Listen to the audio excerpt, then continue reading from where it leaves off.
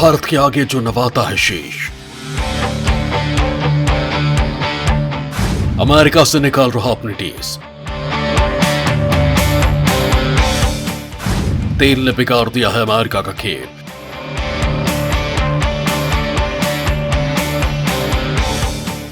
Super power की लग गई है पूरी रेल।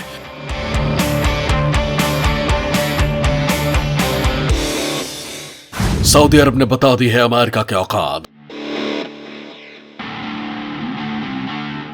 घुटनों पर आ गए हैं सारे जज्बात।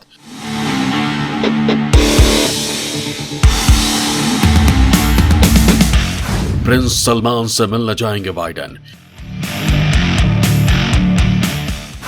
चीन की टेंशन ने कर दिया है बेचैन। दोस्तों जरा गौर से देखिए इस तस्वीर को। ये वो तस्वीर है जो भारत की ताकत और दुनिया में उसके रुतबे का बखान करती है। दुनिया को यह बताती है कि भारत विश्व में एक महाशक्ति है जिससे संबंध बढ़ाने के लिए दुनिया के देश पलक पावरे बिछाए खड़े हैं। तभी पाकिस्तान का करीबी कहे जाने वाला सऊदी अरब भी भारत के साथ खड़ा हुआ दिखाई देना चाहता है। पाकिस्तान के विरोध के बाद भी वो हिंदुस्तान से संबंध बढ़ाना चाहता है, क्योंकि वो भी जानता है कि हिंदुस्तान आने वाले वक्त का सूरज है जिससे दुनिया के बाकी देश रोशन होंगे। लिहाजा उसके साथ खड़ा होना अपनी शान बढ़ाने जैसा ही है। वहीं दूसरी तरफ अमेरिका है जो अपने को सुपर पावर कहता है, जो किसी के आगे नहीं झुकता है, अपनी हेकड़ी दुनिया को दिखाता है, अपनी शक्ति से दुनिया को दबाने की कोशिश करता है, अपने स्वार्थ के लिए दुनिया पर प्रतिबंध लगाता है। उस अमेरिका को सऊदी अरब ने बता दिया है कि भारत के आगे अमेरिका उसके लिए कुछ नहीं है। अमेरिका दुनिया के लिए महाशक्ति होगा, लेकिन इससे उसे कोई फर्क नहीं पड़ता। तभी तो उसने अमेरिकी राष्ट्रपति जो बाइडेन से फोन पर बात करने से भी इनकार कर दिया। ऐसा करके उसने दिखा दिया था कि अमेरिका दुनिया के लिए सुपर पावर होगा, लेकिन सऊदी अरब के सामने उसकी कोई बिसात नहीं है। वो जब चाहे उसे घुटनों पर ला सकता है। अमेरिका के पास भले ही घातक हथियारों का जखीरा हो, लेकिन उसके पास वो है जो दुनिया को झुका सकता है और जिसके आगे अमेरिका के हथियार भी बौने साबित हो जाते हैं। तभी तो बेइज्जत होने के बाद भी अमेरिका सऊदी अरब की खुशामद करने में लगा है।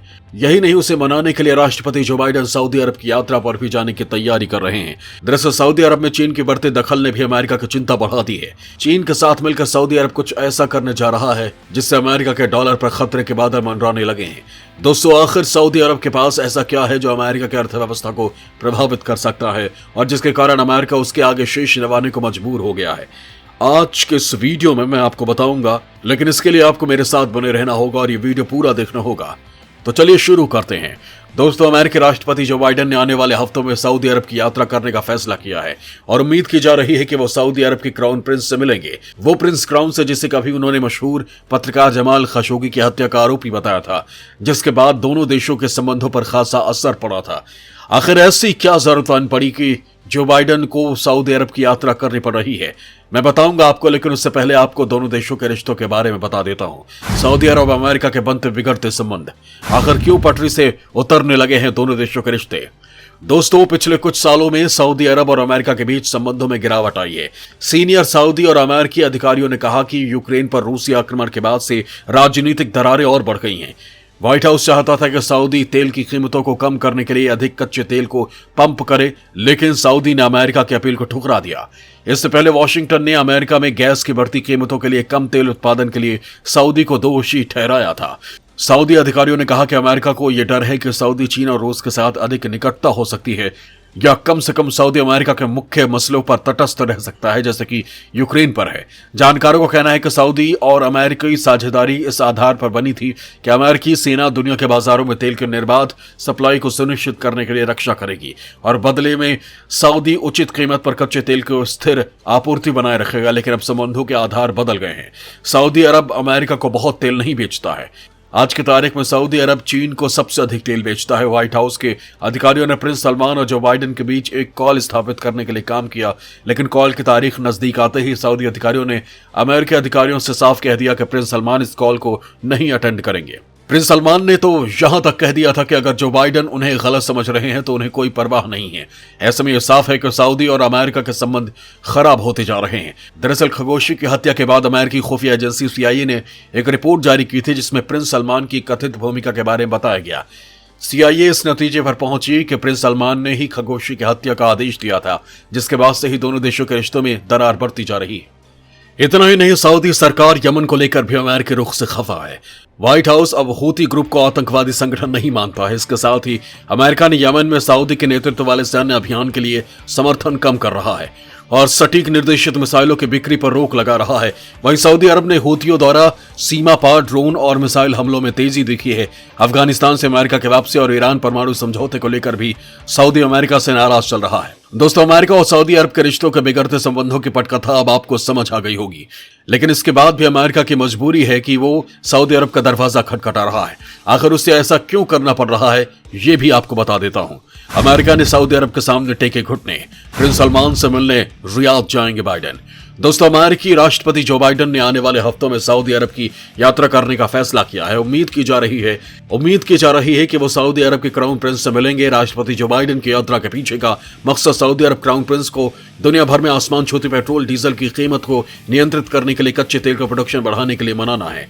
राष्ट्रपति के रूप में जो बाइडेन के सऊदी साम्राज्य की पहली यात्रा इस महीने के अंत में होने की संभावना है, लेकिन अभी तक इस यात्रा को अंतिम रूप नहीं दिया गया है। दोस्तों, यहां आपको बता दें कि यूक्रेन युद्ध शुरू होने के बाद से ही अमेरिका सऊदी अरब से कई बार तेल प्रोडक्शन बढ़ाने की अपील कर चुका है, लेकिन अब जाकर सऊदी अरब ने तेल प्रोडक्शन में मामूली इजाफा करने का फैसला किया है।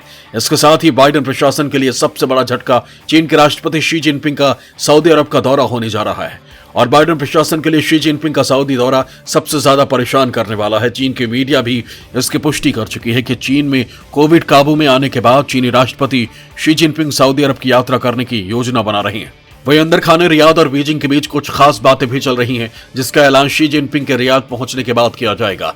इसके साथ ही चीन और रियाद के बीच लोकल करेंसी में तेल व्यापार पर सहमति बनाई जा रही है, यानी चीन अब सऊदी अरब से तेल खरीदने के लिए उसे अपनी मुद्रा युआन में भुगतान करेगा और सऊदी अरब जो सामान चीन से खरीदेगा उसका भुगतान वो अपनी करेंसी में करेगा।